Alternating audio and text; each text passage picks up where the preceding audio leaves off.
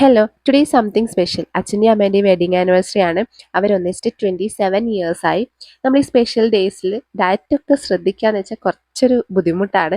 അവർ രാവിലെ വെള്ളയപ്പം എഗ് റോസ്റ്റും ചനാക്കറി നമ്മൾ ഈ വെള്ളക്കടല ഉണ്ടല്ലോ അതിൻ്റെ കറിയാണ് രാവിലെ ഉണ്ടായിരുന്നത്. അപ്പോൾ ഇന്ന് ഉച്ചയ്ക്ക് അടുക്കളയിൽ അച്ഛനുണ്ട്, അച്ചാച്ചനുണ്ട്, അമ്മമ്മയുണ്ട്, എല്ലാവരും ഉണ്ട് അടുക്കളയിൽ അമ്മയുടെ കൂടെ. പിന്നെ ഞാൻ ഇന്ന് ഉച്ചയ്ക്ക് ഗീ റൈസും ചിക്കൻ കറിയും ആയിരുന്നു. ഇതെൻ്റെ കലാവിരുതാണ്, ബട്ട് എല്ലാ ഇലയിലും നടന്നില്ല. അപ്പോൾ ഗീ റൈസിൽ ഗീ കുറച്ചാണ് ഉപയോഗിച്ചതെന്ന് അമ്മ പറഞ്ഞത്. ഞാൻ ഡയറ്റിലായതുകൊണ്ട് ചിക്കൻ കറിയിൽ അതുപോലെ ഓയിൽ കുറച്ചാണ് ഉപയോഗിച്ചതെന്നാണ് പറഞ്ഞത്. പിന്നെ പായസം ഡയറ്റ് തെറ്റി, അപ്പോൾ ഇതായിട്ട് തന്നെ കുറക്കുന്നത്. കുറച്ച് കഴിഞ്ഞപ്പോൾ പഴുത്ത ചക്ക ഉണ്ടായിരുന്നു, തേൻ വരിക്ക എന്ന് പറയും. നല്ല അടിപൊളി ടേസ്റ്റാണ്, നല്ല മധുരമാണ്. പിന്നെ നല്ല മഴയല്ലേ, അപ്പം മഴ കുറച്ച് നനയാന്ന് വിചാരിച്ചപ്പോൾ അച്ചാച്ചനും അമ്മമ്മയും സമ്മതിച്ചില്ല. ഇരിക്കുന്നത് പോലെയൊന്നുമല്ല, എന്നെ സമ്മതിച്ചില്ല. ഡിന്നറിന് ഒരു പൊറോട്ടയും ചിക്കൻ കറി ആയിരുന്നു. പൊറോട്ട എൻ്റെ ഹെൽത്തിന് നല്ലതല്ല, നമ്മുടെ ഡയറ്റിനും നല്ലതല്ല, ബട്ട് എന്നാലും ആക്ച്വലി ഇതിലും കൂടുതൽ കഴിക്കുന്നതാണ്. ബട്ട് ഇത്രയും കൺട്രോൾ ചെയ്ത് തന്നെ വലിയ കാര്യമായിട്ട് എനിക്ക് തോന്നുന്നു.